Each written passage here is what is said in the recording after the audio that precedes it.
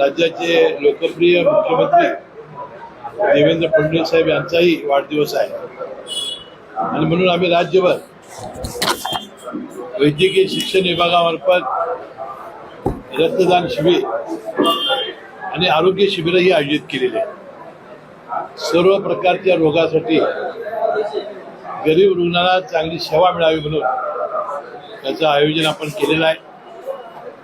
दादाला जे आवडत होतं वृक्षारोपण, स्वच्छता, वक्तशीरपणा या सगळ्या गोष्टींचा अंतर्भाव या सेवा सप्ताहामध्ये केलेला आहे आणि सगळ्या राज्यभरामध्ये आम्हाला स्वप्नातही वाटलं होतं की अशा रीतीनं दादांची जयंती आम्हाला साजरी करावी लागेल.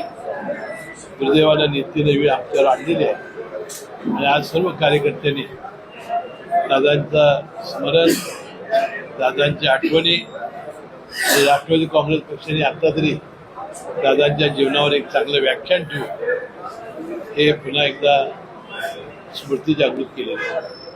अजितदादांच्या पहिल्या जयंतीच्या निमित्ताने त्यांना अभिवादन करतो आणि राज्याचे मुख्यमंत्री देवेंद्र फडणवीस साहेब यांना वाढदिवसाच्या शुभेच्छा देतो. तर दरवर्षी वाढदिवसाचं नियोजन तुम्ही करत होतात, मात्र यावेळी जयंती साजरी करावी लागते. एक मित्र म्हणून आणि एक सहकारी म्हणून तुमची पक्षाची भावना तर आहेत, मात्र तुमची वैयक्तिक काय भावना आहे मित्र, सहकारी आणि नेता?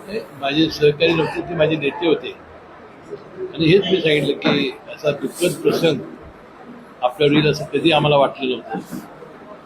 तो नीतीने तो आणला आणि एका विमान अपघातामध्ये त्यांचं दुःखद निधन झालं आणि म्हणून फार काळजावर दगड ठेवून आज आम्ही जयंती साजरी करतो.